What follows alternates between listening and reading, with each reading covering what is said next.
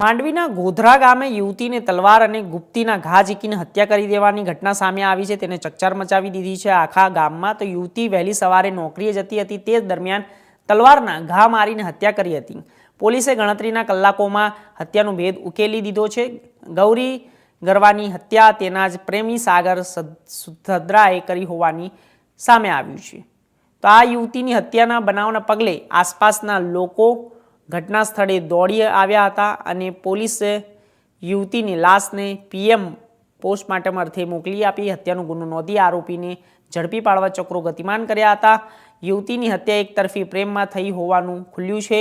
આરોપી સાગર યુવતીને પ્રેમ કરતો હતો અને લગ્ન કરવા માંગતો હતો। થોડા દિવસ પહેલા યુવતીએ વાત કરવાનું બંધ કરી દેતા અને અન્ય યુવક સાથે મિત્રતા કેળવી હોવાની જાણ સાગરને થતાં હત્યાને અંજામ આપ્યો હતો અને સાગરે ગવારીની હત્યા કરી નાખી હતી અને તે પોતે ઝેરી દવા પીને આપઘાત કરવાનો પ્રયાસ કર્યો હતો।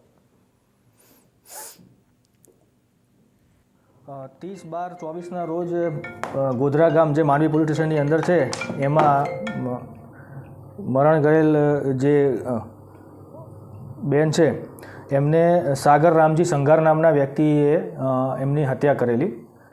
એ બાબતમાં જે તે વખતે પોલીસ સ્ટેશનના સ્ટાફે, કોડે પોલીસ સ્ટેશનના સ્ટાફ અને જે તે વખતના ઇન્ચાર્જ અહીંયા પીઆઈ હતા ડીએમ ઝાલા સાહેબ, એ લોકો સમગ્ર ટીમે ખૂબ મહેનત કરી, ટેકનિકલ સર્વેલન્સ, બાતમીદારોની મદદથી ઘણા બધાની પૂછપરછ કરી અને અત્યારેનો જે આરોપી છે એના ઉપર ડાઉટ જતા એ બાબતે કાર્યવાહી કરવા અને એનું ચોખવટ કરવા માટે જ્યારે બી પોલીસે કાર્યવાહી કરવાની તૈયાર કરી તે દરમિયાન જ એમએલસી હોસ્પિટલમાંથી આવી જે આરોપીએ સાગર રામજી સંઘારે જે મરણ જનાર છે એને મારી અને પોતે પછી પશુઓને કંઈક ખવડાવવાની જે દવા છે એ દવા એણે પી લીધેલી ને હોસ્પિટલમાં એ દાખલ થયેલો, જે બાબતે એમએલસી આવેલી।